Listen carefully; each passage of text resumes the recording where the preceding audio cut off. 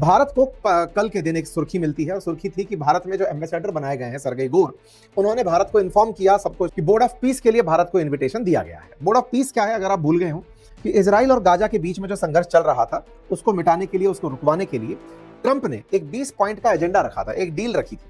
उस डील में ट्रंप ने कहा था कि इसके अंदर शांति व्यवस्था बनाए रखने के लिए एक बोर्ड ऑफ पीस बनाया जाएगा। उस बोर्ड ऑफ पीस का काम होगा कि वो इंटरनेशनल स्टेबलाइजेशन फोर्स की मदद से गाजा में स्थिरता लेकर आएगा। 15 तारीख के दिन तो अनाउंसमेंट कर दिया, मतलब पिछले महीने तक 6 आदमी नहीं थे, अब 60 आदमी होने जा रहे हैं। इसने भाई साहब 60 आदमियों के लिए लिस्ट भेज दी कि 60 आदमियों को मैंने वो भेजा है इनविटेशन बोर्ड ऑफ पीस में शामिल होने के लिए। इसके लिए बकायदा व्हाइट हाउस की तरफ से एक अनाउंसमेंट आता है।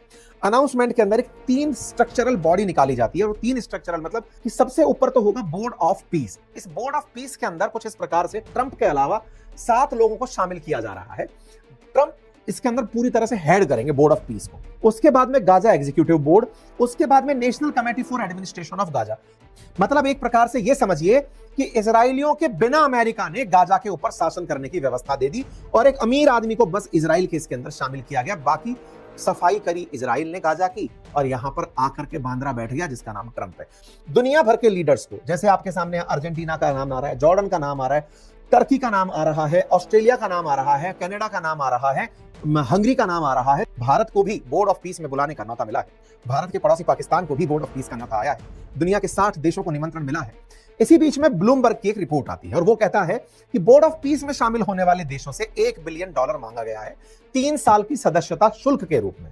हालांकि इस बात का तुरंत खंडन किया जाता है व्हाइट हाउस के द्वारा। पीस के नाम पर अभी यहां पर कंस्ट्रक्शन होना है, गाजा की सफाई होनी है, मलबा हटना है, नया निर्माण होना है, सड़कें, नाली, अस्पताल सब बनने हैं।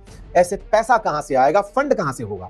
ये ब्लूमबर्ग की खबर तो सही थी, लेकिन अंतरराष्ट्रीय प्रक्रिया के चलते अमेरिका इससे पीछे हट गया।